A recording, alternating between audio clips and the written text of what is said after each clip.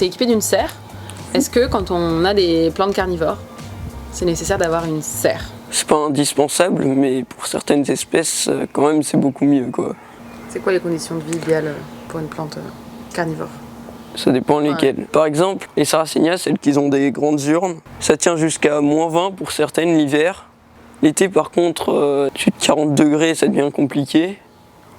Mais ça tient quand même. Puis il faut leur mettre de l'eau tout le temps dans la coupelle, donc eau déminéralisée pour les faire repasser, ou alors de l'eau de pluie. Puis il faut surtout pas mettre d'eau minérale ou du robinet, c'est pas bon du tout. Ils n'aiment pas les minéraux? Non, parce que ça correspond pas à leur milieu de vie naturel. Okay. Le substrat, il faut de la tourbe blonde. Donc on peut faire 100% tourbe blonde, mais c'est mieux de rajouter par exemple 30% de perlite pour drainer un peu. La sphaigne, là en culture, c'est juste pour mettre au-dessus des pots, pour maintenir un peu la fraîcheur. Sinon, il y a certaines plantes qui poussent en 100% sphaigne. Par exemple, moi les Nepenthes, je les mets en sphaigne pure parce que l'eau elle reste plus longtemps quand même. Ou Hydrosera rotundifolia, il aime bien quand même la sphaigne. 100% sphaigne, c'est parfait. Il est dionné aussi, celle avec les trappes. Lorsqu'elles végètent, il faut les mettre dans de la sphaigne. Tu fais pousser. C'est de la sphaigne, ouais. Tu l'as fait pousser? La culture que je fais moi-même de sphaigne pour. Impressionnant.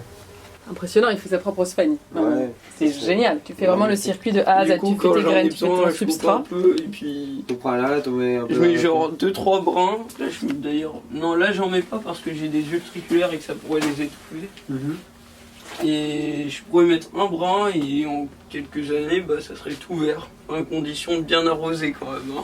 Au niveau de l'humidité, tu rajoutes quelque chose ou naturellement il y a assez d'humidité dans ta serre? En fait, avec la serre, ça fait que l'hygrométrie elle reste. Et aussi, vu qu'il y a de l'eau dans toutes les coupelles.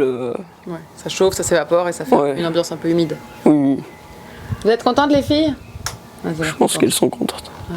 Est-ce qu'il y a des plantes carnivores comestibles? Parce que moi je m'occupe beaucoup des plantes comestibles. Non, comestibles, il n'y a pas. Mais il y a des Pinguicula quand même. Ils ont des propriétés, j'ai vu, médicinales. On peut mettre sur les coupures. Après, je sais pas, hein, je testerai pas ça sur moi parce que c'est assez gluant quand même, je sais pas. Ouais, faut vraiment avoir une grosse coupure, être dans la jungle et pas avoir d'autres choses. Ouais, voilà. Alors pourquoi as-tu mis les petits sachets plastiques au-dessus des fleurs, Maxime? C'est parce que je récupère les graines, donc je voudrais pas qu'il y ait une abeille qui vienne ici et là, et que je récupère les graines et que je sème ça en tant que cette plante. Parce que en fait, ça serait pas cette plante, ça serait un hybride de celle-là et de celle-là, donc ça serait pas la même en fait. Ça sera pas l'espèce notifiée quoi. Et là t'es parti de graines? Oui, ça, en fait ça c'est Hydrosera. L'Hydrosera ça pousse bien plus facilement, dionné, je sais pas. Oui, j'ai eu un problème aussi avec ici, c'est que pareil pour le soleil, j'ai l'impression qu'elles ont cramé comme les autres. Genre là, il y en a une partie, elles ont cramé, puis là non, je sais pas. Ah ouais, c'est minuscule. Hein.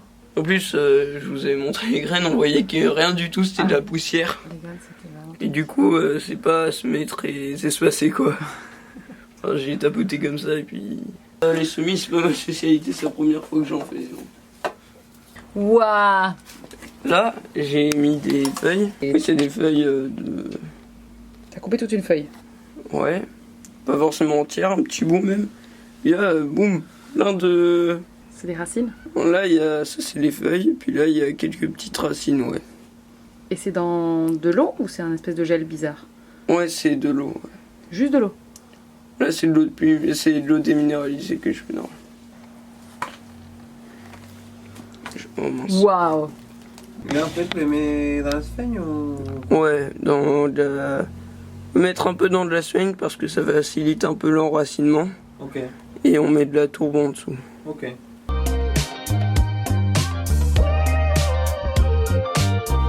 Moi j'aime bien Drosera madagascariensis. Je trouve qu'elle est très belle.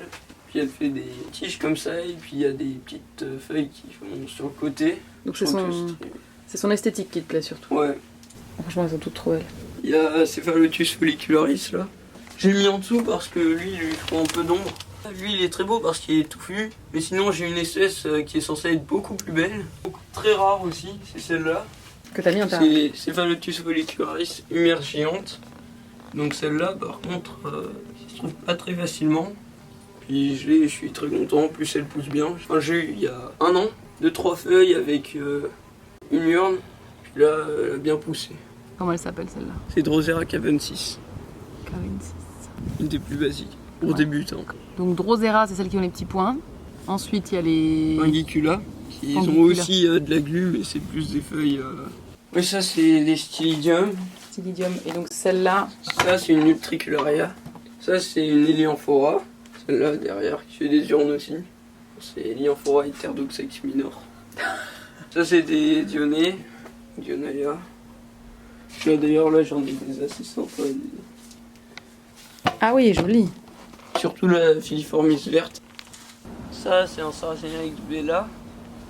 Donc encore un hybride. Ça c'est un Sarracenia ornata, Vara ornata, super ornata, donc avec des veines très prononcées. Ça c'est un Sarracenia ex tigo, donc ça c'est un hybride très basique. Donc c'est un des premiers qu'on trouve en jardinerie. Et donc tu connais tous les noms latins de... Ouais, C'est impressionnant parce que les noms latins c'est quand même compliqué, la j'en botanique. connais beaucoup. T'en connais beaucoup, beaucoup. Quasiment tous en franchement, ouais. Donc les 127 variétés que tu connais leurs noms latins. Ouais. Quelle mémoire, je suis impressionnée. Quelle mémoire, oui.